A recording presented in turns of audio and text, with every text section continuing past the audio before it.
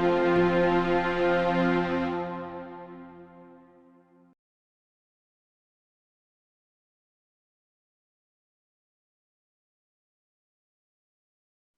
afternoon and welcome to Ask an Expert with Len and Nathan.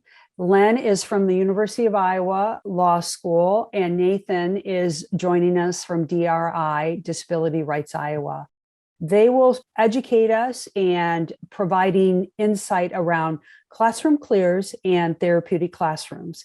And if you joined us last week, you know we started down this journey with Chapter 103. And so this is that continuation, helping families understand their legal rights in Iowa. Next week, Nathan will be providing removal from the classroom, legal rights of students. And that's an area that we do get quite a few calls about. So I hope families do join us. He's going to help unpack again, what are your rights as parents and what should you be expecting from the school? All right, that being said, I'm going to turn it over to these two gentlemen. I do have a couple of resources, Len, that you sent me this morning that I'll put in the chat so that folks can pick those up. And we'll get started. So thank you again. Thank you, Deb. I think we'll do a quick introduction of both of us again. As Deb said, my name is Nathan Kirstein. I'm an attorney at Disability Rights Iowa and have been here since fall of 2012. Well, one area that I practice in is special education law, representing parents and students.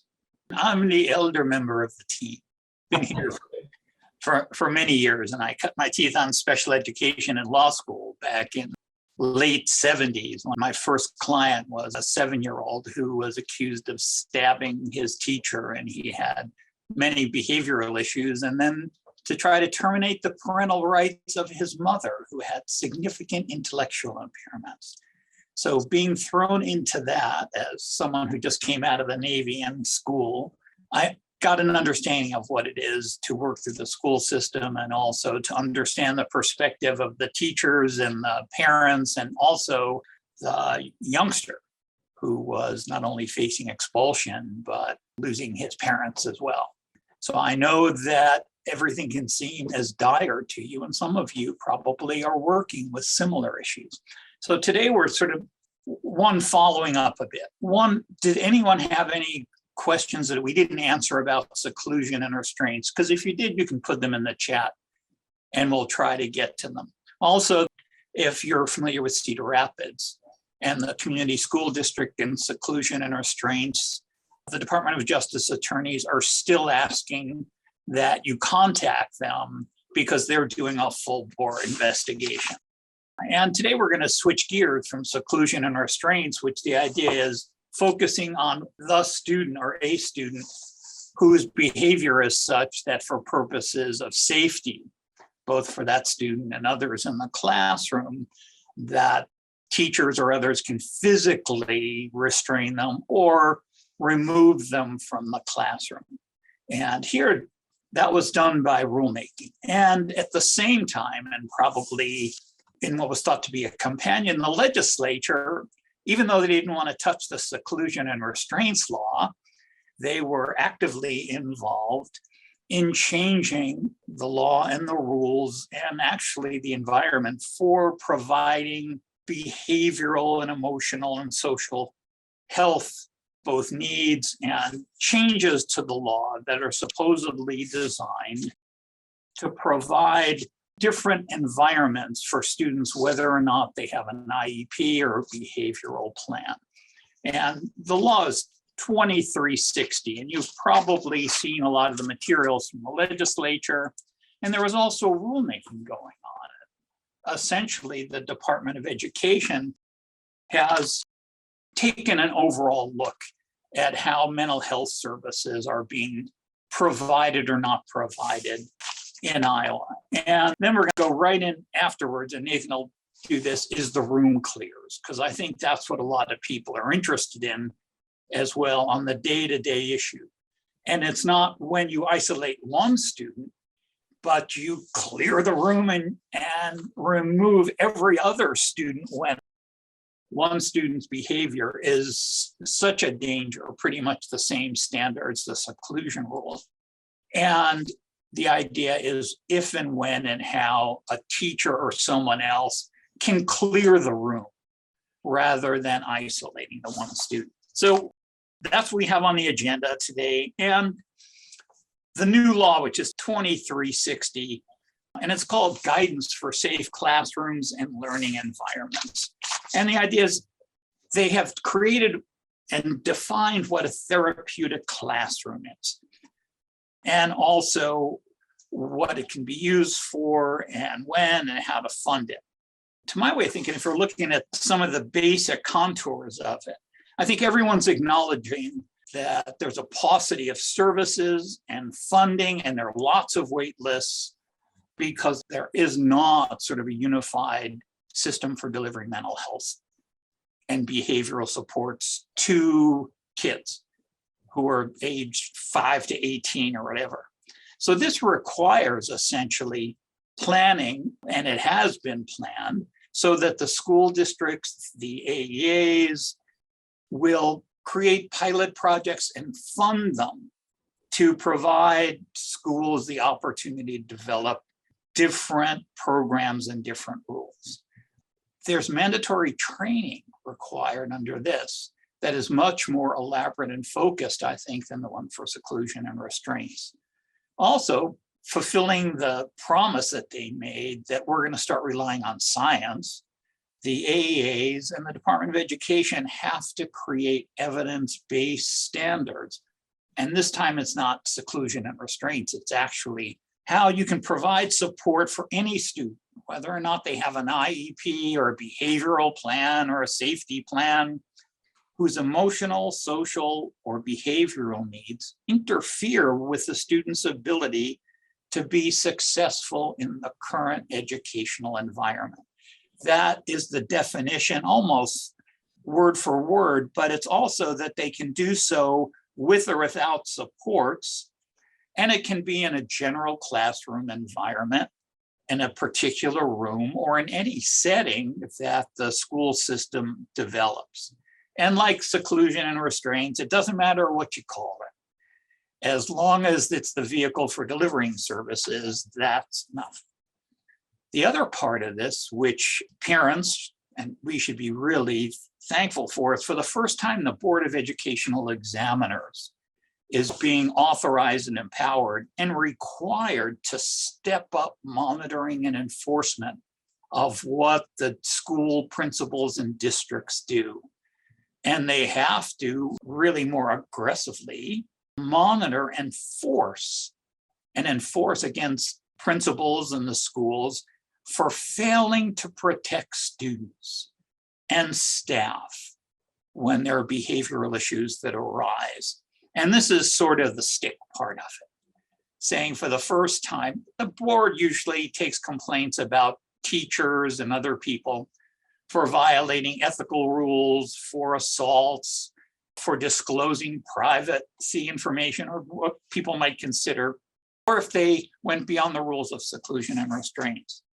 Also, from looking at the pipeline and the pipeline of teachers for the first time, it says that higher education programs in Iowa have to provide training with regard to fashioning and implementing and enforcing IEPs and behavioral intervention plans.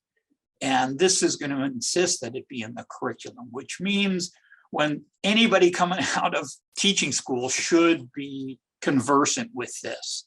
And it'll sort of lessen the divide between general education and special education, which we hope will trickle down. The last part, I think, and the one that is going on right now, is the Department of Education has budgeted and funded, I think, almost $1.6 million to fund schools in different districts for these districts to create therapeutic classrooms. And there is not a uniform definition. And there's a lot of research that the department relies upon, but there isn't a cookie cutter design. And what we're waiting for is the department to approve or fund a grantee who's supposed to provide the standards and support and technical assistance to schools in order to create these therapeutic classrooms. And the one thing I was thinking about is looking over in Europe and overseas, they also pay a lot of attention to what we do with universal design and color. It's really looking at the entire environment. And some people start from scratch, which some of the schools might do.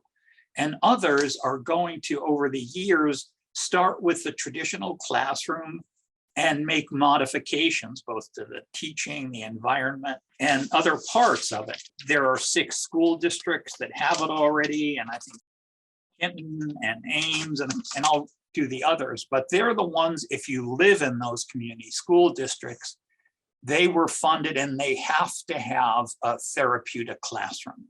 No other district has to, but the districts that do are encouraged to share or consolidate what they do so they get more students involved.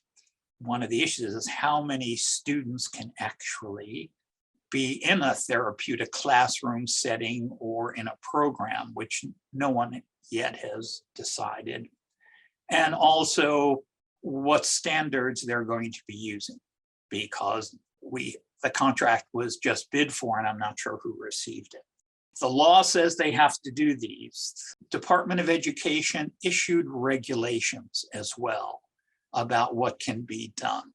And one of the other issues I want to talk about before we get right down into the classroom clears is a lot of the mental health and emotional health counseling is done by telemedicine now. And that, I think, is going to be a central focus of this, especially in the more rural districts. And that, even though the department rules say it has to be in a private setting, no teachers can be present, and that they can't, there are a lot of restrictions on who can attend. Using telemedicine is still in its infancy phase, at least with counseling children. We've worked with the Seashore Psychology Clinic in the University of Iowa, which usually provides services to adults. But looking overseas and in other places, and in Iowa and everything they're relying on, I think this is a time for experimentation, which means parents who live in that school district or whose kids also receive services from MHDS, you really have to become more involved and monitor and participate as the school goes through its development. So if you can ask for a seat at the table or demand one, whether it's at a school board meeting, because this is done by school district. And I think that's the big picture about how the state is trying to provide services and supports that both in urban and rural, when we don't have a lot of mental health care professionals, and also to, as a matter of philosophy, not rely exclusively or primarily on the use of pharmaceuticals in order to provide mental health services and supports. So I think that's where I'll stop now unless anyone has questions or has information about what's been going on in their district. And I'll turn it over to Nathan and we can both start reviewing the classroom clear, which is sort of the ground level issue now, and what that is going to mean for students who have an IEP or safety plan, or they don't. While Deb is posting all of the different websites, because the rulemaking is excellent, but the Department of Education came out with a great Q&A, which is a really good checklist for you to use, and Ask Resource has its own checklist about classroom clears and therapeutic classrooms as well. Thanks, Len. And as Len said, if you have questions, post them in the chat, we'll get to them. Just to go back for a minute, as Len was talking about, during the 2020 legislative session is when the legislature kind of looked at these two things that we're talking about today: therapeutic classrooms, classroom clears, and some other things, and made some laws about them. And that's what we're talking about here today. And then once that was signed into law after the 2020 session, then in 2021, the Iowa Department of Education then wrote regulations or rules about those laws, because that's what happens in our civic process, right? We have legislature that makes a certain part of the law, and then kicks it over to certain parts of the executive branch, the departments, to add more details to that law if it's under their authority to do so. So in this one, it's Iowa Department of Education because this affects education. Iowa Department of Education wrote rules and regulations that has to do with therapeutic classrooms, as Len was just talking about, and about classroom clears. For the classroom clears section, much of the regulations written pretty much mirror, many parts of them mirror what the actual laws that the legislature went through and wrote during the 2020 session. So that's just a little background to how that works, how that happens. And to be clear that this isn't just the Iowa Department of Education writing all this stuff. They have to mirror a lot of the stuff that the legislature puts into place because they can't go outside of that. That wouldn't be within their authority to do so. So all that said, in this new part of the law about classroom clears, you have a definition about what is a classroom clear. And it's simply clearing all students out of the classroom to calm a child or to address disruption by the child, okay? It doesn't matter, kind of like last week when we talked about restraint or seclusion, it doesn't matter what you call it. They don't have to use the magic words classroom clear, or they can't use some other word like, hey, we're all going to take a break now. If it is clearing all other students out of the classroom to calm a child to address disruption by the child, then it is a classroom clear, regardless of whether it's called one or not. So there's that. There's an exception to this, and that is if students are removed out of a classroom because a student in there is having a medical emergency or health concern to preserve the dignity of that individual. So an example of that might be a student is having a seizure. Other students in the classroom are removed in order to preserve the dignity of that student that's having the seizure. Then that is not a classroom clear for the purposes of this law. That's something else. That's preserving dignity. All right.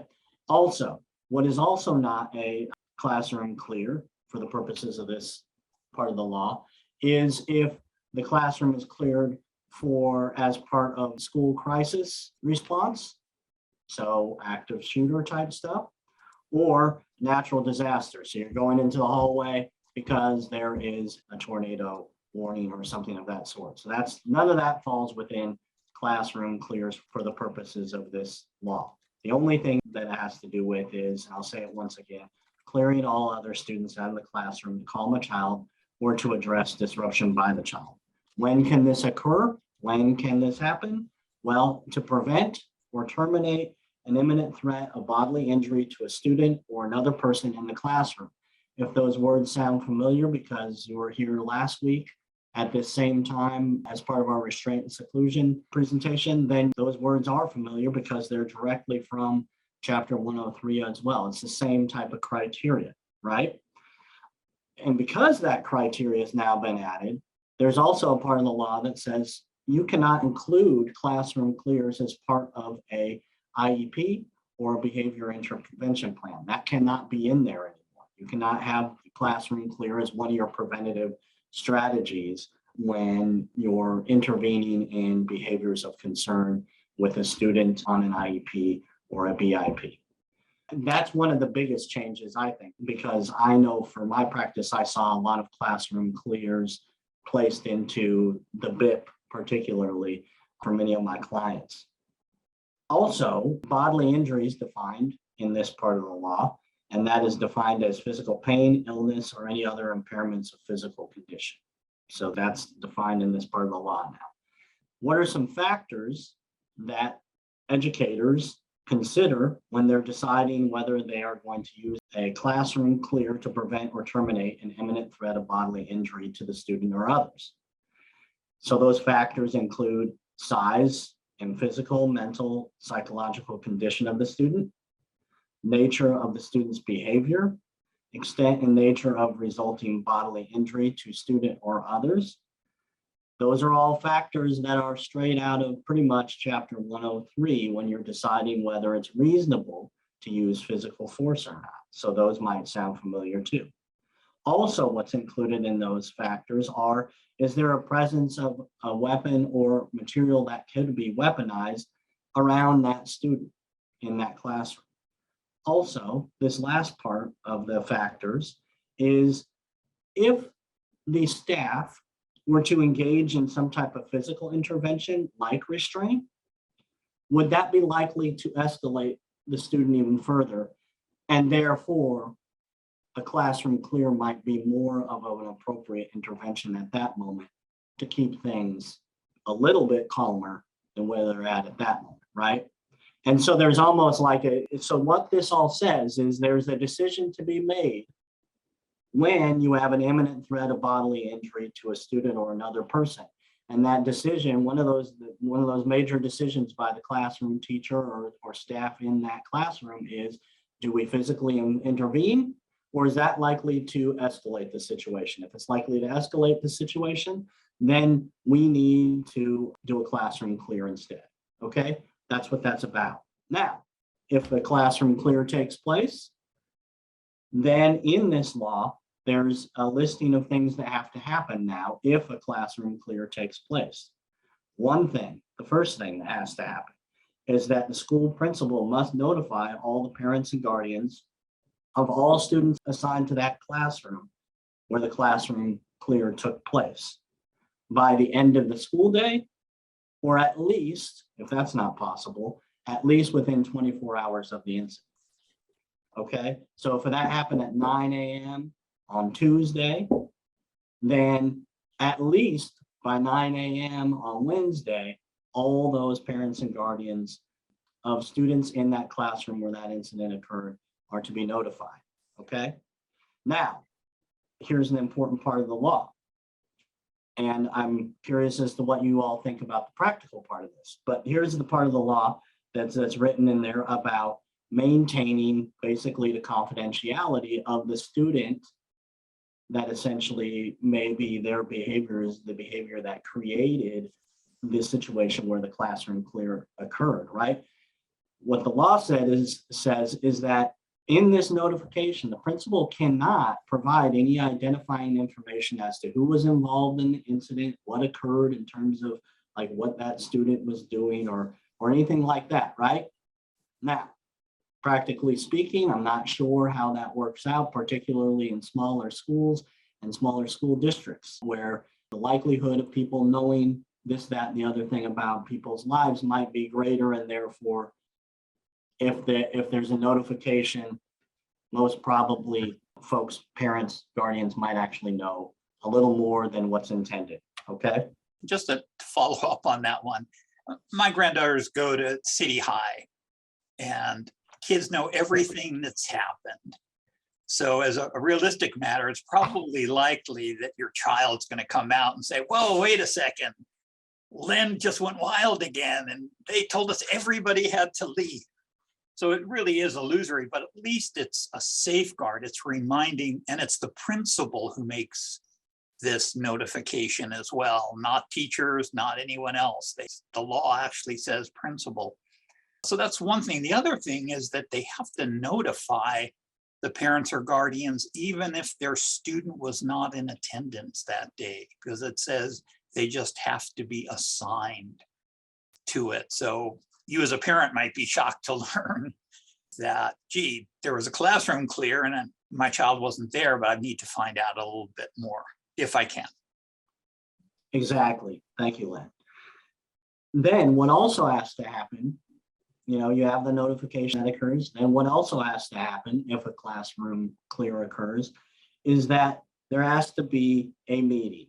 Now, this meeting and who calls the meeting and who's there and what's decided depends on whether the student has a disability or whether the student may not have a disability but still has a behavior intervention. So I'm going to walk through those different scenarios. Number one, if the student has a disability, and that's the student whose behavior caused the classroom clear, then the classroom teacher of that classroom where it occurred has to call for a meeting. That meeting would be an IEP team meeting if they're a student with a disability that's on an IEP. And in that meeting, they are to review and potentially revise the IEP or the behavior intervention plan, or both. In that meeting, the AEA through the school or on their own if they're in attendance is to let the parents know of any counseling services, either individual or family, that are available in the area. All right. And if those services are needed for that child to have a free and appropriate public education, then those services must be provided by the school.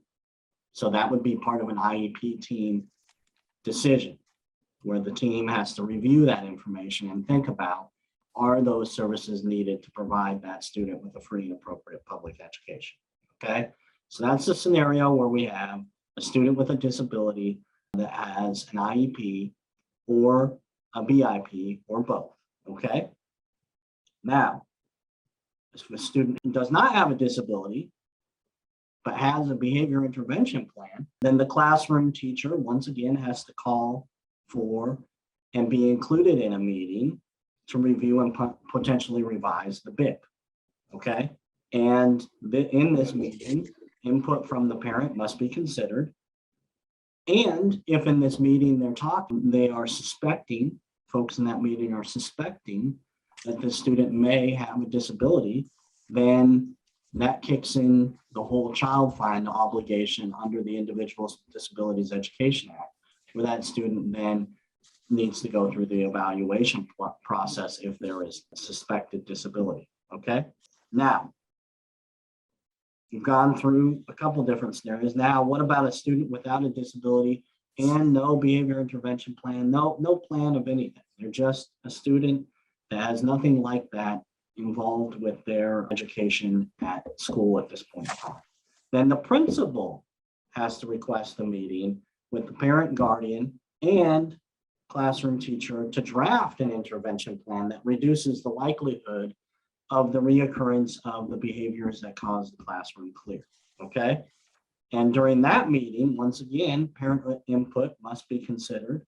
And once again, if in that meeting, the child or the student is suspected to have a disability, then once again, the child find obligation kicks in and the school's got to begin evaluation. Okay. Last part of this piece of the law has to do with reporting. So now the classroom teacher has to report to the principal any incident of assault or violence that results in injury or property damage by a student enrolled in school. Then the districts have to collect this information and give counts of this information, basically these types of incidents, with the numbers of assaults, violence resulting in injury, violence resulting in property damage, and to connect back to what Len was talking about, referrals or transfers to therapeutic classrooms. Those all have to be provided to the Iowa Department of Education. Then the Iowa Department of Education has to take all that information and they are to provide summaries of that information yearly. They have to provide summaries of that information to the General Assembly, so to the legislature, by November 1st of every year.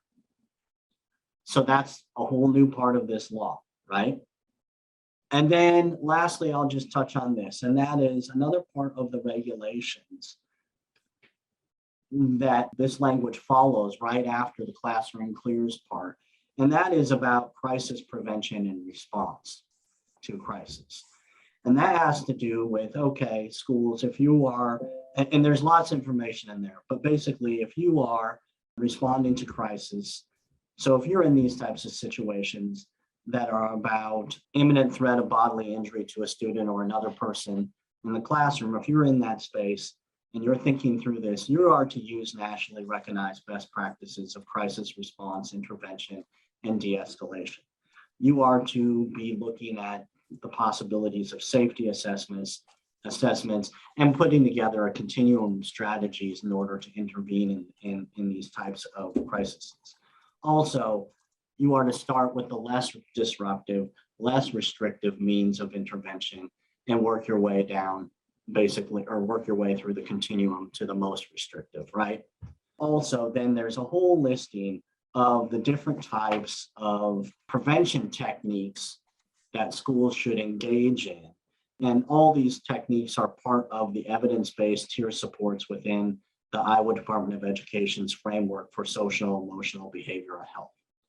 And that includes predictability of classroom routines, positive classroom expectations, being culturally responsive, being trauma responsive, several things like that that are listed. I won't go through the whole list, but just letting you all know that the Department of Ed has thought about, okay, how do we provide our teachers and staff members in educational environments across the state of Iowa with what they need to prevent such situations from occurring, and when these situations occur, to provide them with some guidance about, hey, you got to be using best practices. This all funnels into trainings that are provided by the Department of Education and the AEA for teachers and staff, schools across Iowa in these kind of frameworks. At this point in time, I've kind of gone through everything that I have to say right at this moment. And when it comes to classroom clears, I do want to direct you all to a great document, once again, that ASK put together called Safe Classroom Learning Environments, Classroom Clears in Therapeutic Classrooms. That's a fact sheet that they developed that I think is great. It summarizes much of what I just said and what Len just said in an easy way for you all to understand. It's a 2-page document and it's quite solid. So I put a plug in for that as well. Thanks, Nathan. That's very kind of you. We do have a question in chat. It's somewhat lengthy, so I want you guys to take a look at it. It's about a specific district and what if they don't have a therapeutic classroom. So I'll let you guys glance through. And I just want to again say that this is all with the overarching being proactive versus reactive. Parents have a right to go in there and start to be proactive regarding if their child is struggling, how can they problem solve, not just wait for a situation to happen. Well, one of the things I just put in the chat was an example from the Ankeny School District about what kind of notice they're going to send to parents. And essentially, when you read it in the chat, it is basically just saying from time to time, and I'll just read part of it. And the point I'm making is that districts really haven't come up with forms or checklists yet that I'm aware of that go through the same way they've done for seclusion and restraints, every step they've taken and all the information they have to collect. So that's the first thing, is to be asking your district, can I have any of the forms or reporting forms or letters that you have developed, or can I be involved in assisting you?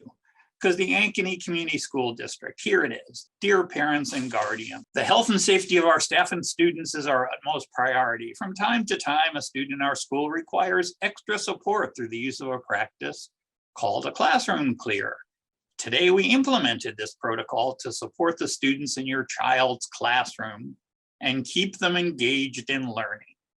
Please know that if we have concerns relating to the safety of a child, we will let parents know. School districts are required to notify parents of a classroom clear. And then they tell you for more information about classroom clears, please, they have an overview that's the website link. So they're not going to tell you very much yet. And I think that's the first step. The second step is to keep in mind the law is pretty emphatic, both in the seclusion, but definitely in therapeutic classrooms and clears, is you have to shoot for the least restrictive environment whenever you're going to provide these services, whether it's a confined classroom, a space, a room. Before they act, they have to keep that in mind. And from the teacher perspective, every time that someone is going to question what happened, which is why we have all these reporting incidents, it's going to be done after the incident. And sometimes it can be weeks before the teacher is accused of doing something or saying they overstepped the line. The same immunity from civil and criminal liability that it applies to teachers with regard to seclusion and restraints also applies to the classroom clears in the therapeutic classroom. So the idea is when we're second guessing what a teacher does, as long as it's not clear that they've overstepped their bounds, then they can continue teaching and making these involved, the practice and put them to work and to explain what happened and why. The other thing is the links available are either outdated. If your district doesn't have forms, last week I provided you some, and you can go on their website from the Linn-Mar district, and there's the Aplington School District. And I think Deb and other people at Ask Resource will provide those to you because they were really excellent. And you can bring those along with the Ask checklist with you, as Nathan said, because you're just saying, okay, here's what the regulations say or the policy. Can you tell me what happened? So that's one, to be assertive by getting involved in the planning, going to the school board, perhaps, if not to the district first, and saying, what can I do?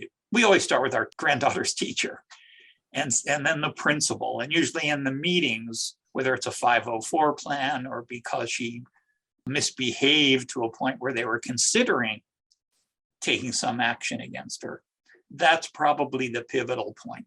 And we're hoping that the teachers will have mandatory education now and learn from that. So that's my first tip. I know it's hard because they'll have other commitments, but they have to listen to you as a parent. And the law says you have to be involved. And it doesn't say you have to wait until your child is restrained, secluded, or placed in a therapeutic classroom. Second, the therapeutic classrooms are not supposed to be a forever after deal. There are supposed to be plans for saying when the student no longer needs those services or supports and should be in the least restrictive or less restrictive environment than what they have now. So those are the first couple of things, and the hardest to do, because it's easy for schools and school districts and teachers to say, I'm too busy. Or they will say, submit it by email, and that goes into cyberspace somewhere. And if other parents or advocates online have advice, please share them after Nathan provides his insights and on the ground tips. So number one, to go back to the question about Davenport and the issues there and the other school districts as well. So this is just an overarching thing, right? And regardless of therapeutic classrooms, the law surrounding them and the grants, number one, if your child is on an IEP, then the question is always, what are the supports and services needed in order to provide the student with a free and appropriate public education, so with FAPE, in the least restrictive environment? And so if they need therapeutic services, then the school has to figure out how to provide them. And if they are in their home district, that home district is on the hook for that. If that means some type of separate space that's more restrictive now, but some type of separate space where that student needs to be educated in that has more intensive therapeutic services, then that's what that means. And the district can't say, we don't do that here, and we don't know of how to do that. So too bad, so sad. I don't know what else to say. The school can't say that. The school, if they do indeed say, we don't have those type of resources here, their next statement needs to be, we're going to find out either how to bring those resources into our district or how to connect with somewhere else that has those type of resources for your child, right? Because their answer can't stop it. We don't do that. If your child needs that for free and appropriate public education, then that's what your child needs. And therefore, they got to figure out how to provide it. Okay, so that's number one, regardless of whether or not they have a therapeutic classroom grant, which this gets me to the next part of what I was going to say. And that is, when the legislators were drafting this law, many of us in the advocacy community were saying, hey, part of this is flawed. This is a great idea with therapeutic classrooms if this was every school district across Iowa, possibly, because these needs are the mental health needs of students, right, is a real thing. And if there is such need for intense mental health services, then shouldn't that be provided in the school as well? Aren't we just hitting the tip of the iceberg with this? And really, we should have appropriations provided to schools in order for them to connect with the resources they need in the school and in the school district itself, right? Across the state of Iowa, so that they're tapping into some type of dollars that would help them connect into resources they need within their schools and school districts. This competitive grant piece, where it's like only a few districts across the entire state of Iowa receive this competitive grant for therapeutic classrooms, is a drop in the bucket in terms of what types of services we really need for students across the state of Iowa. And many of us advocates sitting up there at the State House during that time saying that somewhat fell, not completely, but for the most part on deaf ears, and there wasn't anything written into the law regarding that, and no appropriations were made during that legislative session to ensure that we're providing these services across the continuum of care, from the gen ed space to the behavior classrooms in the school to therapeutic classrooms, right? The question earlier really brings up a larger issue, and that is, if students that are on IEPs are entitled to FAPE, where are those services coming from? And are schools resourced enough to provide those type of services, because they're on the hook when it comes to the Individuals with Disabilities Education Act. And that's an overriding concern. Who foots the bill? And I think what the legislature said, we want to make sure that there's an MHDS system involved, and they're the AEAs and they're the school district, but there's no requirement or allocation of who's going to pay for what services. And as Nathan said, when you have a child with an IEP and there's been a classroom clear, the rules say that at the meeting with the parents, the AEA may advise the parents about other counseling services that are needed or available. And the next sentence says, those services shall be provided if necessary for the free appropriate public education. And that means, if it's at all possible, talking with the AEA or any representative that assists your child beforehand, because they may be the person who has to bring it to the attention of the school and specify that at the meeting. And that's sort of the linchpin. Then as a parent, you can say, well, if they're saying it has to be part of a FAPE, then I want it, and you have to fund it. And the state has allocated meager resources, and that's why there are wait lists. And this was a facial attempt to coordinate. But I think in the long run, it's going to mean telehealth more than anything else. And that means people have to have technology, and it has to be workable and usable. And the school has to provide it. And many districts don't have the technology, I think, that they would prefer. There was a comment by Shelley saying that when she was in therapeutic classroom, that they always provided for a transition plan. So if there's something you could say or chat or just come online for a second, if you have the ability to do so, to let us know maybe what that transition plan consisted of, and whether there are any forms you could share later on through Ask that delineated what had to be done. Yes, thank you. We figured that out, that a lot of the school districts were deciding that they would send their children away and then just determine that they would be there for years and years. And we didn't want that to happen, because we were seeing so much growth within the students that they needed to get back into the regular classroom. At our entry meeting, we set up with the district, okay, what behaviors did you need in order for the student to get back into the classroom? What specifics? And we were actually in the process of designing those four within the IEP, and they went on the extra page. What district was that in, if you don't mind me asking? I was working with Grantwood AEA. Okay, good. And do you know whether they're developing or anyone else is developing? I don't know that they are. The program has since closed and been moved around, so I'm no longer working with them anymore. So, but that was something that we were able to determine was necessary. And I think that would be a very important piece to even have at a meeting immediately upon going into any services? What do you need in order to get out of these services? Thank you. Mhm. Thank you, Shelley. Yeah, thank you. There is another question here about whether districts in Iowa ever cover therapeutic boarding school costs. So here's just once again the larger question, and that is, if this is a student with an IEP, right?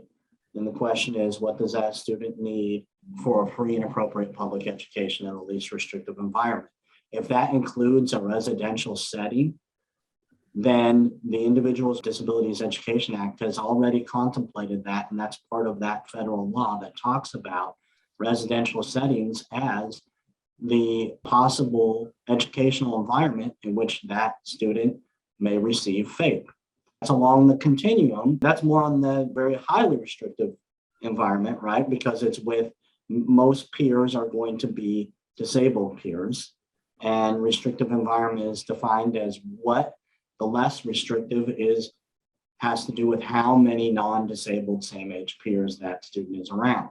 So if it's mostly kind of the gen ed environment, that's the least restrictive, all the way to environments where it might just be self-contained in some space in a residential setting. I mean, that could be one of the highest, very highly restrictive, right? And everything in between. So the IEP team oftentimes has in front of it all of these services to decide from. I think we need to be careful when we're talking about services as places first. The first thing is, what are the services and supports? That's the first question, without even considering where. Once you've decided that bundle, then the next question is, can it be delivered in the gen ed environment? If the answer is yes, then that's where it needs to be provided. If the answer is no, then the next question is where. And then that needs to go along the continuum from least restrictive to more and more restrictive. And I oftentimes, in my caseload with clients, and that is school districts that, for the most part, I've seen clients where school districts could provide FAPE, they just weren't connected in with the resources. And they actually could and did, at the end of the day, provide FAPE in a very unrestricted environment. And they didn't need residential settings, even if residential setting might have been on the table when I first got involved as an attorney, because it was more about not considering all the resources that they could connect into. And the school basically throwing their hands up and saying, we don't know what to do, or we don't, and sometimes we don't want to know what to do. We are done. And them feeling a sense of that way. And then they want to essentially say, we don't want to serve this student here. And so we got to be careful that we're not engaging in, we don't want to serve the student here type stuff. And that we really are engaging with the question about what are all the supports and services needed first, and then deciding where. And if that is really where the student needs to be, is in a residential type setting, then the school district has to pay for that residential setting for the educational services at least. And then that's under the federal law. That has a little bit to do with our therapeutic classrooms law here in this state, but more about the federal law and free and appropriate public education defined under the federal law and the requirement of the least restrictive environment.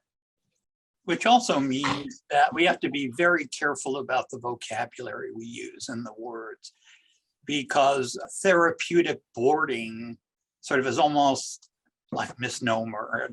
It's just not part and parcel of them, and they're going to be confused about what you want, because typically if it's a therapeutic classroom, then they're not thinking IEP.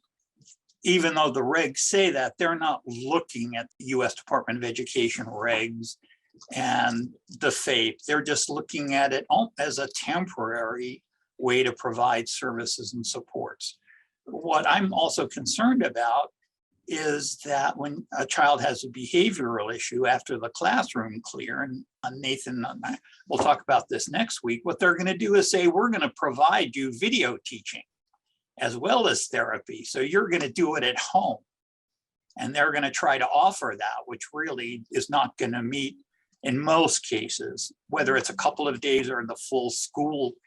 So beware, especially whether your child has an IEP or even a 504 plan, when there's behavior issue and there's any kind of danger, that takes it out of the typical educational arena that Nathan's talking about. And then we get into possibility of suspensions and expulsions.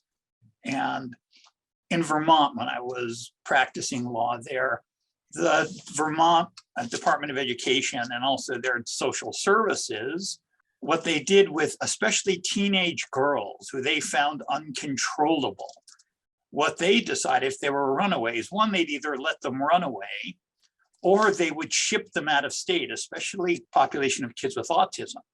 And they just said, we don't want to deal with it. We don't provide services. It's easier to pay someone in North Carolina. There were several schools in the South to provide them services. Now with budgets being so tight, the schools know it's almost like waiver services rather than nursing facility or assisted living for older people. They know it's going to be more effective and less expensive to provide services where the child attends school, or if it's really where they can't do that, there are those alternate placements they talk about when the behavior exceeds any kind of special education and FAPE services. Just to keep that in mind. There's another thing that's been noted to the chat, and this is me reading it. I had personal experience with my child, had a classroom clear, the school and staff did a great job. Okay, that's good to hear. I think it was also a traumatic experience. Yes, I think it can be. I think that's part of why the legislature got involved to begin with, is lots of folks reporting that, hey, this doesn't seem to be all that solid of an experience for my child in the classroom, whether they're the one that is left in the classroom alone or whether they're the one being cleared out of the classroom. It can be quite a traumatic experience, I think, for everybody involved, including the staff. And I think that's part of why, when I mentioned some of the things that the DE is trying to beef up in terms of what it is they're trying to provide teachers to prevent even getting to this place to begin with, and trying to provide teachers and educators with frameworks that at least help arm them with the tools they need to prevent. And then when this does occur, to help arm them with the tools they need to de-escalate in ways that are least traumatic, while everybody recognizes that we won't escape the trauma of the situation completely, I think, and absolutely for all times, but you're trying to mitigate it. I think we're down to our time here, so I want to honor that with both of you gentlemen and the folks. But one last question, it looks like, would district provide therapeutic services to other students in classroom if needed? One, they're not required to if they're not a grantee and they're not part of the pilot program. Too many can and will. Third, the district is going to have limitations on how many students can participate, what grades they're in. So that's another, you're slicing this up and you're saying, well, we've got this therapeutic classroom, who's going to be in it, how many teachers, what grade, what age, and what level of behavior or emotional or social skills. And hopefully they won't warehouse people. One of the questions is, this could be a dumping ground. And for schools that aren't under the grant, I'm not sure they have many reporting requirements or as many reporting requirements as the ones who are mandated to. So they may not call it a therapeutic classroom, but they'll call it another way to provide services and supports. That's what I'm worried about, is that there'll be other ways to manage behavior. And the one I'm really want you to be aware of is this can be traumatic, but it can be even worse if there's a school resource officer involved. And then that'll often lead to Nathan's next week when he comes in his striped outfit as expulsion and being suspended with the fool's cap that I used to wear in the corner. But great questions, and sorry we can't provide clear answers because it all depends on what happens. And that's the lawyer's excuse, but most of the time it's all fact-based. Well, thanks, gentlemen, both Len and Nathan, your expertise coming to the table. We really appreciate it. And we will probably circle back with these guys again in the spring. I think this is an ongoing conversation, helping to unpack it and just continue to learn and grow so that you have a better idea of what you can and ask for at your school district in a proactive way. Going and being argumentative doesn't work, but asking and seeking more information, help me understand, I think is a great first step. Thank you for the nice plug for Ask Resource Center. We did work really hard on our documents. I know you gentlemen gave us your blessing on them. And so I feel like they really do help unlayer a classroom clear. So if you're wondering about all the steps, do go to that document. We started from the beginning to the end, who's responsible for what. So And again- Nathan told me to say that all the errors are mine, so I'll take. And Nathan joins us next week around those shortened days and what that should look like and sound like. Encourage you to come and hear it. It can be tricky, and again, learn and know better what to ask at your district. So thank you, gentlemen, and have a great day, everyone. Thank you all. Bye Thank now.